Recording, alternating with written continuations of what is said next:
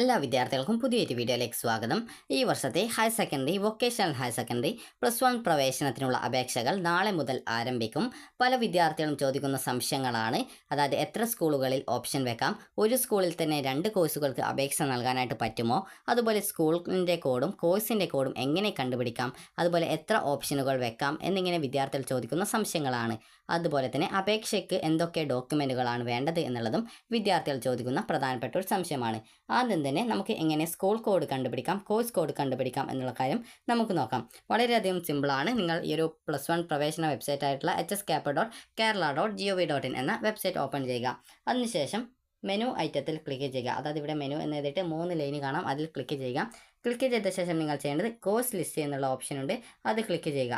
അപ്പോൾ അതിന് മുമ്പായിട്ട് നിങ്ങൾക്ക് താല്പര്യമുള്ള സ്കൂളുകൾ ഏതൊക്കെയാണെന്നുള്ളത് ആദ്യം ചെക്ക് ചെയ്യുക. അതിനായിട്ട് സ്കൂൾ ലിസ്റ്റ് എന്നുള്ളതിൽ ക്ലിക്ക് ചെയ്യുക. നിങ്ങളുടെ ജില്ല ഏതാണ്, അതായത് ഏത് ജില്ലയിലേക്കാണോ നിങ്ങൾ അപേക്ഷിക്കുന്നത് ആ ഒരു ജില്ല സെലക്ട് ചെയ്യുക.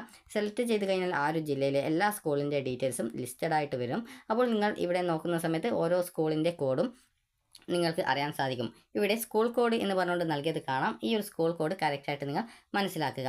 നിങ്ങൾ ഏത് സ്കൂളിലേക്കാണോ അപേക്ഷ നൽകുന്നത് ആ ഒരു സ്കൂളിൻ്റെ പേരും അതുപോലെ തന്നെ ആ ഒരു സ്കൂളിൻ്റെ അതായത് ആ ഒരു കോഡും നിങ്ങൾ ഒരു പേപ്പറിൽ കറക്റ്റായിട്ട് എഴുതി വെക്കുക. ഒരു പേപ്പർ എടുക്കുക, അതിനുശേഷം ആ ഒരു സ്കൂൾ കോഡ് എഴുതുക. ഏത് സ്കൂളിലേക്കാണ് നിങ്ങൾ അപേക്ഷിക്കുന്നത് ആ ഒരു സ്കൂളിൻ്റെ പേര് എഴുതുക. അതുപോലെ തന്നെ ആ ഒരു സ്കൂളിൽ ഏതൊക്കെ കോഴ്സുകളാണ് ഉള്ളത് എന്നുള്ള ഡീറ്റെയിൽസ് ഇവിടെ കൊടുത്തിട്ടുണ്ട്. അപ്പോൾ ഇത് നിങ്ങൾ കറക്റ്റായിട്ട് ഒരു പേപ്പറിൽ എഴുതിയെടുക്കുക. അതായത് ആ ഒരു സ്കൂളിൽ ഏതൊക്കെ കോഴ്സുകളാണ് ഉള്ളത് എന്നുള്ളത് നിങ്ങൾ ഒരു പേപ്പറിൽ എഴുതിയെടുക്കുക. ആ ഒരു കോഴ്സിൻ്റെ കോഡാണ്, അത് കറക്റ്റായിട്ട് ഒരു പേപ്പറിൽ എഴുതിയെടുക്കുക.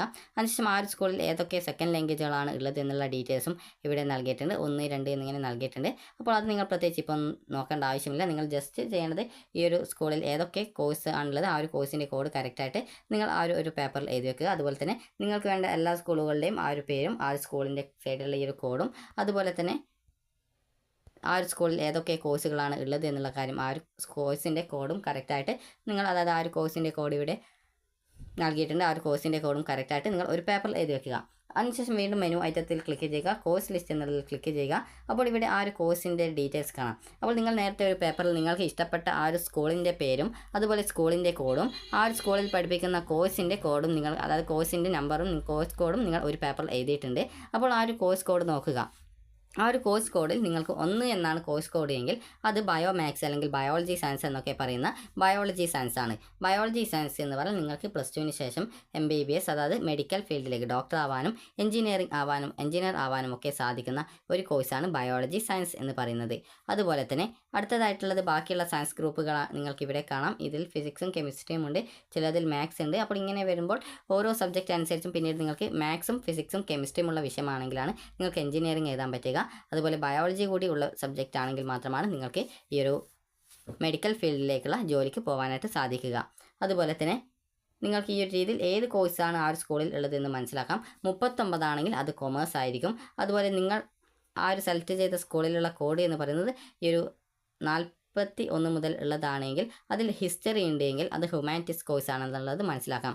അതിൽ ഫിസിക്സോ കെമിസ്ട്രിയോ ഉണ്ടെങ്കിൽ അത് സയൻസ് ഗ്രൂപ്പും. നിങ്ങൾക്ക് താല്പര്യമുള്ള കോഴ്സ് ഏതാണോ അതിനനുസരിച്ചിട്ടാണ് ഓപ്ഷൻ സെലക്ട് ചെയ്യേണ്ടത്. ഫിസിക്സ്, കെമിസ്ട്രി, ബയോളജി, മാത്സ് എന്നിവയുള്ളതാണ് ബയോ മാത്സ് അല്ലെങ്കിൽ ബയോളജി സയൻസ് എന്ന് പറയുന്ന സയൻസ്.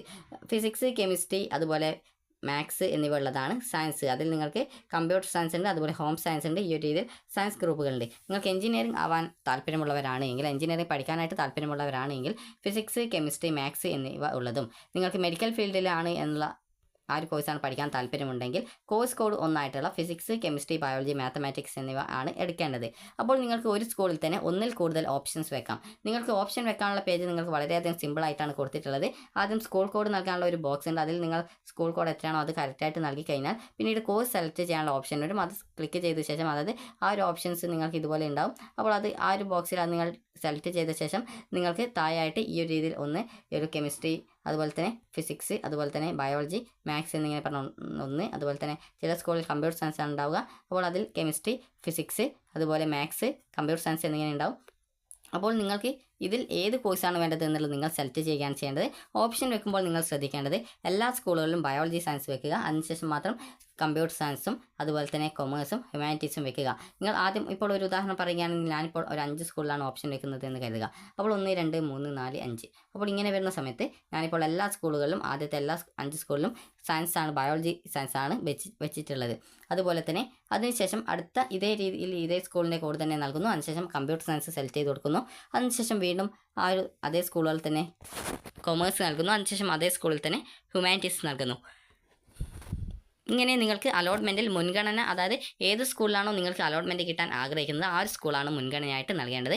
അല്ലാതെ ഇഷ്ടമില്ലാത്ത സ്കൂൾ പോയിട്ട് മുൻപിൽ കൊണ്ടുപോയിട്ട് കൊടുക്കരുത്. കാരണം കഴിഞ്ഞ വർഷമൊക്കെ ഒരു വിദ്യാർത്ഥിക്ക് ബയോളജി സയൻസ് ആയിരുന്നു വേണ്ടിയിരുന്നത്. പക്ഷേങ്കിൽ ആ ഒരു വിദ്യാർത്ഥി നേരെ ഫസ്റ്റ് ഓപ്ഷനായിട്ട് കൊടുത്തത് ഈ ഒരു ഹ്യൂമാനിറ്റീസ് ആയിരുന്നു. നോക്കുമ്പോൾ ഫസ്റ്റ് അലോട്ട്മെൻറ്റിൽ തന്നെ ആ ഒരു വിദ്യാർത്ഥിക്ക് ഈ ഒരു ഹ്യൂമാനിറ്റീസ് ആണ് കിട്ടിയത്. പിന്നീട് ട്രാൻസ്ഫർ അലോട്ട്മെൻറ്റ് വരെ വെയിറ്റ് ചെയ്തിട്ട് ട്രാൻസ്ഫർ കിട്ടിയിട്ടുണ്ടോ എന്നുള്ള കാര്യം അറിയില്ല, കിട്ടിയിട്ടുണ്ട് എന്നാണ് പ്രതീക്ഷിച്ചിട്ടുള്ളത്. അപ്പോൾ അതുകൊണ്ട് തന്നെ ആ ഒരു രീതിയിൽ നിങ്ങൾ ചെയ്യരുത്. നിങ്ങൾക്ക് താല്പര്യമുള്ള ഏത് കോഴ്സാണോ അതാണ് ഫസ്റ്റായിട്ട് നൽകേണ്ടത്. അല്ലാതെ ഹ്യൂമാനിറ്റീസോ അല്ലെങ്കിൽ കൊമേഴ്സോ കൊണ്ടുപോയിട്ട് ഫസ്റ്റ് കൊടുക്കരുത്. ഈ ഒരു പ്രയോറിറ്റിയിൽ നിങ്ങൾ നൽകാനായിട്ട് ശ്രദ്ധിക്കുക. ആദ്യം ബയോ സയൻസ് കൊടുക്കുക, ബയോളജി സയൻസിനെ തന്നെയാണ് ബയോ മാത്സ് എന്ന് പറയുന്നത്. അതുപോലെ രണ്ടാമത് കമ്പ്യൂട്ടർ സയൻസ് ആണ്. കമ്പ്യൂട്ടർ സയൻസിൽ ഫിസിക്സ്, കെമിസ്ട്രി, മാത്സ്, അതുപോലെ കമ്പ്യൂട്ടർ സയൻസ് എന്നിവയാണ് ഉണ്ടാവുക. അതുപോലെ തന്നെ അതിനുശേഷം കൊമേഴ്സിൽ ഫിനാൻസ്, കോർപ്പറേഷൻ എന്നിങ്ങനെ, അതായത് ഫിനാൻസ് ഉണ്ട്. അതുപോലെ തന്നെ ഈ ഒരു കമ്പ്യൂട്ടർ അക്കൗണ്ടിങ് ഉണ്ട്. അപ്പോൾ ഈ ഒരു രീതിയിൽ ഓരോ കോഴ്സ് കോമ്പിനേഷനും മാറിക്കൊണ്ടിരിക്കും. അതുപോലെ തന്നെ ഈ ഒരു ഹ്യൂമാനിറ്റീസ് ഉണ്ട്. ഈ ഒരു രീതിയിൽ ഓപ്ഷൻ നൽകുക. ആദ്യം എല്ലാ സ്കൂളും വേണ്ട സ്കൂളിലെല്ലാം ബയോളജി സയൻസ് കൊടുക്കുക, പിന്നീട് കമ്പ്യൂട്ടർ സയൻസ് കൊടുക്കുക, അതിനുശേഷം കൊമേഴ്സ് കൊടുക്കുക, അതിനുശേഷം ഹ്യൂമാനിറ്റീസ് കൊടുക്കുക. അപ്പോൾ നിങ്ങൾക്ക് വേണ്ട എല്ലാ സ്കൂളുകളിലും നിങ്ങൾക്ക് ഓപ്ഷൻ വെക്കാം. എത്ര ഓപ്ഷൻസ് വെക്കണം എന്നുള്ള നിർബന്ധമല്ല. ആദ്യം എല്ലാ സ്കൂളിലും സയൻസ് വെക്കുക, പിന്നീട് കമ്പ്യൂട്ടർ സയൻസ് വെക്കുക, പിന്നീട് കൊമേഴ്സ് വെക്കുക, പിന്നീട് ഹ്യൂമാനിറ്റീസ് വെക്കുക. ഈ ഒരു രീതിയിൽ ഓപ്ഷൻ വെക്കാനായിട്ട് ശ്രദ്ധിക്കുക. അല്ലാതെ ആദ്യം തന്നെ കൊണ്ടുപോയിട്ട് ഹ്യൂമാനിറ്റീസ് വെച്ച് കഴിഞ്ഞാൽ നിങ്ങൾക്ക് തന്നെയായിരിക്കും അതൊരു ബുദ്ധിമുട്ടാവുക. അതുപോലെ തന്നെ നിങ്ങളുടെ കയ്യിലുള്ള സർട്ടിഫിക്കറ്റിൻ്റെ ഡീറ്റെയിൽസ് മാത്രമേ നൽകാവൂ. ഇല്ലാത്ത സർട്ടിഫിക്കറ്റ് ഡീറ്റെയിൽസ് കൊടുത്തു കഴിഞ്ഞാൽ അലോട്ട്മെൻറ്റ് കിട്ടിക്കഴിഞ്ഞാലും അഡ്മിഷൻ സ്കൂളിൽ നിന്ന് തരില്ല. അതുപോലെ തന്നെ വിദ്യാർത്ഥികൾക്ക് അപേക്ഷ നൽകാനായിട്ട് വേണ്ട ഡോക്യുമെൻറ്റുകൾ എന്തൊക്കെയാണെന്ന് നോക്കാം. ഒന്നാമത്തേത് SSLCയുടെ രജിസ്റ്റർ നമ്പറാണ്. രണ്ടാമത്തേത് മൊബൈൽ നമ്പറാണ്. മൊബൈൽ നമ്പർ ഒന്നുകിൽ നിങ്ങളുടെയോ അല്ലെങ്കിൽ നിങ്ങളുടെ മാതാപിതാക്കളുടെയോ നൽകുക. നിങ്ങളുടെ ആരെങ്കിലും അതായത് മാതാപിതാക്കളിൽ ആരെങ്കിലും ഉടൻ തന്നെ വിദേശങ്ങളിൽ പോകാനായിട്ട് ഇരിക്കുന്നവരാണ് എങ്കിൽ, അല്ലെങ്കിൽ കേരളത്തിന് പുറത്തോ ജില്ലയ്ക്ക് പുറത്തൊക്കെ ജോലി ചെയ്യാനായിട്ട് ഉടനെ പോകാൻ സാധ്യതയുള്ളവരാണെങ്കിൽ അവരുടെ നമ്പറൊന്നും കൊണ്ടുപോയിട്ട് കൊടുക്കരുത്. കാരണം നിങ്ങൾക്ക് ഓരോ സമയം ആപ്ലിക്കേഷൻ എഡിറ്റ് ചെയ്യണമെങ്കിൽ OTPയുടെ ആവശ്യമുണ്ട്. അപ്പോൾ ആ ഒരു നമ്പർ കൊടുത്തു കഴിഞ്ഞാൽ പിന്നീട് OTP കിട്ടാനായിട്ടൊക്കെ ബുദ്ധിമുട്ടുണ്ടാകും. അപ്പോൾ അതുകൊണ്ട് തന്നെ ഒന്നെങ്കിൽ നിങ്ങളുടെയോ അല്ലെങ്കിൽ നിങ്ങളുടെ വീട്ടിൽ ഈ ഒരു അലോട്ട്മെൻറ്റ് പ്രോസസ്സ് കംപ്ലീറ്റ് ചെയ്യുന്നത് വരെ ആരൊക്കെ ഉണ്ടാവുക അവരുടെ, അതായത് നിങ്ങളുടെ അച്ഛൻ്റെയോ അമ്മയുടെയോ ഒക്കെ അല്ലെങ്കിൽ സഹോദരൻ്റെയോ ഒക്കെ നമ്പർ നിങ്ങൾക്ക് നൽകാവുന്നതാണ്. ഈ ഒരു അലോട്ട്മെൻറ്റ് പ്രോസസ്സ് കംപ്ലീറ്റ് ചെയ്യുന്നത് വരെ അവർ വീട്ടിലുണ്ടെങ്കിൽ മാത്രം ഉണ്ടാവുമെന്ന് പ്രതീക്ഷ ഉണ്ടെങ്കിൽ മാത്രമേ നൽകാവൂ. അല്ലെങ്കിൽ OTP ലഭിക്കാനായിട്ടൊക്കെ ബുദ്ധിമുട്ട് വരും. കാരണം മുൻ വർഷങ്ങളിൽ ഒരു വിദ്യാർത്ഥി അലോട്ട്മെൻറ്റിനായിട്ട് ആ ഒരു വിദ്യാർത്ഥിയുടെ പിതാവിൻ്റെ നമ്പറായിരുന്നു കൊടുത്തിട്ടുണ്ടായിരുന്നത്. പക്ഷേ ആ ഒരു പിതാവ് വിദേശത്ത് ജോലി ചെയ്യാനായിട്ട് പോകുന്നത് ആയതുകൊണ്ട് തന്നെ ആ ഒരു ഫോണും എടുത്തുകൊണ്ട് പോയി.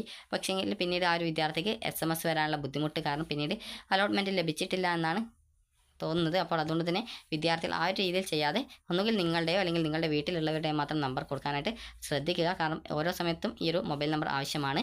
അടുത്തതായിട്ട് വേണ്ടത് ഇമെയിൽ ID ആണ്. അതുപോലെ തന്നെ പിന്നീട് നിങ്ങൾക്ക് വല്ല റിസർവേഷൻ ഉണ്ടെങ്കിൽ, അതായത് കാസ്റ്റ് ബേസ് റിസർവേഷൻ ഉള്ളവരാണെങ്കിൽ വിദ്യാർത്ഥികൾ ഈ ഒരു കാസ്റ്റ് സർട്ടിഫിക്കറ്റും, SC ST വിദ്യാർത്ഥികൾ കമ്മ്യൂണിറ്റി സർട്ടിഫിക്കറ്റും, അതുപോലെ തന്നെ OBC വിഭാഗത്തിലുള്ളവർ NCL സർട്ടിഫിക്കറ്റ് അല്ലെങ്കിൽ കാസ്റ്റ് സർട്ടിഫിക്കറ്റും അക്ഷയ വഴി അപേക്ഷിച്ച് എടുക്കേണ്ടതാണ്. അതുപോലെ തന്നെ ആ ഒരു സർട്ടിഫിക്കറ്റ് വാങ്ങിക്കണം. അതുപോലെ തന്നെ EWS കാറ്റഗറി ഉള്ളവർ EWS സർട്ടിഫിക്കറ്റും അപേക്ഷിക്കുന്നതിന് മുമ്പായിട്ട് അക്ഷയ വഴി അപേക്ഷിച്ച് ആ സർട്ടിഫിക്കറ്റൊക്കെ വാങ്ങിക്കേണ്ടതാണ്. നേറ്റിവിറ്റി സർട്ടിഫിക്കറ്റിൻ്റെ ആവശ്യമില്ല. കാരണം നിങ്ങൾ SSLC സർട്ടിഫിക്കറ്റിൽ ആ ഒരു ഡീറ്റെയിൽസ് ഉണ്ടാകും. അത് SSLC സർട്ടിഫിക്കറ്റിൽ ഇല്ലെങ്കിൽ നിങ്ങൾ ആ ഒരു നേറ്റിവിറ്റി സർട്ടിഫിക്കറ്റ് അക്ഷയ വഴി അപേക്ഷിച്ച് കഴിഞ്ഞാൽ വില്ലേജ് ഓഫീസിൽ നിന്നും പെട്ടെന്ന് തന്നെ കിട്ടുന്നതായിരിക്കും. അതുപോലെ തന്നെ വിദ്യാർത്ഥികൾക്ക് റിസർവേഷൻ വേറെ എന്തെങ്കിലും ഉണ്ടെങ്കിൽ, അതായത് ഈ ഒരു ഇൻ്റർകാസ്റ്റ് മാരേജ് ചെയ്തവരുടെ മക്കളാണെങ്കിൽ ആ ഒരു സർട്ടിഫിക്കറ്റ് ഉണ്ടെങ്കിൽ, അതുപോലെ തന്നെ ജവാന്മാരുടെ, അതായത് ഡ്യൂട്ടിക്കിടെ വീരമൃത്യു വരിച്ചിട്ടുള്ള ജവാന്മാരുടെ മക്കൾ അല്ലെങ്കിൽ എക്സ് സർവീസ്മാന്, അതുപോലെ തന്നെ നിലവിൽ ആർമിയിൽ ജോലി ചെയ്യുന്നവർ എന്നിവരുടെയൊക്കെ മക്കൾക്ക് ഈ ഒരു റിസർവേഷൻസ് ഒക്കെ ഉണ്ട്. അതായത് ആ ഒരു രീതിയിൽ ബോണസ് മാർക്കൊക്കെ ഉണ്ട്. അപ്പോൾ അങ്ങനെയുള്ളവർ ആ ഒരു രീതിയിലുള്ള സർട്ടിഫിക്കറ്റ്സൊക്കെ ഈ ഒരു അപേക്ഷ നൽകുന്ന സമയത്ത് കയ്യിൽ കരുതുക. അതിൻ്റെ കോപ്പിയൊക്കെ കയ്യിൽ കരുതുക. അതുപോലെ തന്നെ നിങ്ങൾ ക്ലബ്സ് അല്ലെങ്കിൽ എന്തെങ്കിലും ഫെസ്റ്റിവൽസിലൊക്കെ പങ്കെടുത്തവരാണെങ്കിൽ അതുമായി ബന്ധപ്പെട്ടുള്ള സർട്ടിഫിക്കറ്റുകൾ കൂടി കയ്യിൽ എടുക്കുക. അതുപോലെ ആധാർ കാർഡിൻ്റെ നമ്പർ ആവശ്യമാണ്. അതുപോലെ ഇമെയിൽ ID ആവശ്യമാണ്. ഇത്രയുമാണ് വിദ്യാർത്ഥികൾക്ക് അപേക്ഷ നൽകാനായിട്ട് വേണ്ടത്. അപ്പോൾ കയ്യിലുള്ള ഡോക്യുമെൻറ്റിൻ്റെ ഡീറ്റെയിൽസ് മാത്രമേ നൽകാവൂ. ഇല്ലാത്ത സർട്ടിഫിക്കറ്റിൻ്റെ ഡീറ്റെയിൽസ് ഒന്നും കൊടുക്കരുത്. അതുപോലെ കാറ്റഗറി സെലക്ട് ചെയ്യുന്ന സമയത്ത് നിങ്ങൾ OBC ആണ് എന്ന് വിചാരിച്ച് കൊണ്ടുപോയിട്ട് OBC ഒന്നും കൊണ്ടുപോയി കൊടുക്കരുത്. കാരണം ഈ ഒരു കമ്മ്യൂണിറ്റി റിസർവേഷൻ ഉള്ളത് കൊണ്ട് തന്നെ മുസ്ലിം കാറ്റഗറി ആണെങ്കിൽ അതായത് മുസ്ലിം ഇസ്ലാം ആണെങ്കിൽ നിങ്ങൾ ചെയ്യേണ്ടത് നിങ്ങളുടെ കാറ്റഗറി മുസ്ലിമാണ്. അതുപോലെ ഇയവ തിയ ബില്ലാവ അതുപോലെ തന്നെ ഉള്ള കാറ്റഗറിയുള്ള വിദ്യാർത്ഥികളുണ്ട്. അപ്പോൾ അത് നിങ്ങൾ ശ്രദ്ധിക്കേണ്ടത് നിങ്ങളുടെ കാറ്റഗറി കറക്റ്റായിട്ട് നൽകണം. അതായത് ഇയവ തിയ ബില്ലാവയാണെങ്കിൽ ETB കാറ്റഗറിയിലാണ് അവർ വരിക. കഴിഞ്ഞ വർഷം OBC എന്നൊരു വിദ്യാർത്ഥി കൊടുത്തിട്ട് അലോട്ട്മെൻറ്റ് സയൻസ് ഗ്രൂപ്പിൽ കിട്ടിയിട്ടും സ്കൂളിൽ പോയപ്പോൾ അഡ്മിഷൻ കൊടുത്തിട്ടുണ്ടായിരുന്നില്ല. അപ്പോൾ അതുകൊണ്ട് തന്നെ നിങ്ങളുടെ കാറ്റഗറി ഏതാണെന്നുള്ളത് കറക്റ്റായിട്ട് മനസ്സിലാക്കുക. അപ്പോൾ മനസ്സിലാക്കാനായിട്ട് നിങ്ങൾ ചെയ്യേണ്ടത് ഇത്രമാത്രമാണ്. വ്യൂ പ്രോസ്പെക്ടസ് എന്നുള്ള ലിങ്കിൽ ക്ലിക്ക് ചെയ്യുക. ക്ലിക്ക് ചെയ്ത ശേഷം ഈ ഒരു പേജാണ് വരിക. അപ്പോൾ ഇവിടെ നിങ്ങൾക്ക് അനക്സ്റ്റർ 4 ആണെന്ന് തോന്നുന്നു. ജസ്റ്റ് നോക്കി നോക്കാം.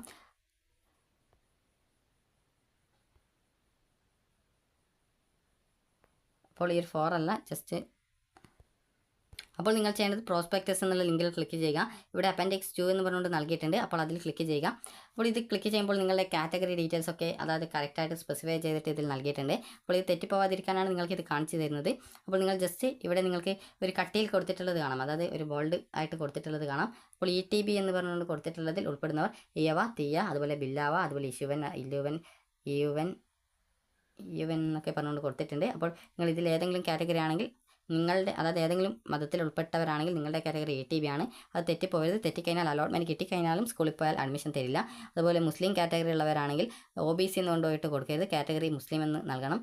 അതുപോലെ തന്നെ അതർ ബാക്ക്വേർഡ് ക്രിസ്ത്യൻസ് വിഭാഗത്തിലുള്ളവർ അതിനനുസരിച്ച് നിങ്ങളുടെ ആ ഒരു അതായത് ഈ ഒരു convert from scheduled caste to Christianity, അതായത് SSIയിൽ നിന്ന് ക്രിസ്ത്യാനിറ്റിയിലേക്ക് പോയവർ അതർ ബാക്ക്വേർഡ് ക്രിസ്ത്യൻസ് എന്നുള്ളതാണ് സെലക്ട് ചെയ്യേണ്ടത്. അതുപോലെ തന്നെ അതർ ബാക്ക്വേർഡ് ഹിന്ദു വിഭാഗത്തിൽ അതായത് OBH കാറ്റഗറിയാണ്. അപ്പോൾ അവർ ഏതൊക്കെയാണെന്നുള്ളത് ഇവിടെ നിങ്ങൾക്ക് കാണാം. കട്ടി കുറച്ച ഒരു കളറിൽ കൊടുത്തിട്ടുള്ളത്. അപ്പോൾ ഈ കട്ടി കുറഞ്ഞ കളറിൽ കൊടുത്തിട്ടുള്ള കാറ്റഗറിയിലുള്ളവർ അതിൽ ഉൾപ്പെടുന്നതായിരിക്കും. അതായത് നിങ്ങൾക്ക് ഓരോ കോഡിൻ്റെ ഭാഗത്തും നിങ്ങൾക്ക് ഇവിടെ കട്ടിയിൽ കൊടുത്തിട്ടുള്ളതാണ് കാറ്റഗറി, കട്ടി കുറച്ച് കൊടുത്തിട്ടുള്ളതാണ് നിങ്ങളുടെ ജാതിയും മതവും. അപ്പോൾ ഇത് നിങ്ങൾ കറക്റ്റായിട്ട് നോക്കിയിട്ട് നിങ്ങളുടെ കാറ്റഗറി ഏതാണെന്നുള്ളത് മനസ്സിലാക്കിയിട്ട് കറക്റ്റായിട്ട് നൽകാനായിട്ട് ശ്രദ്ധിക്കുക. കാരണം തെറ്റിക്കഴിഞ്ഞാൽ അലോട്ട്മെൻറ്റ് കിട്ടിക്കഴിഞ്ഞാലും അഡ്മിഷൻ തരില്ല. അപ്പോൾ അതുകൊണ്ട് തന്നെ നിങ്ങൾ ഈ ഒരു കാര്യം പ്രത്യേകം ശ്രദ്ധിക്കുക. അപ്പോൾ വിദ്യാർത്ഥികൾക്ക് ഈ ഒരു വീഡിയോ ഉപകാരപ്രദമായിട്ടുണ്ടെങ്കിൽ ലൈക്ക് ചെയ്യുക, ഷെയർ ചെയ്യുക.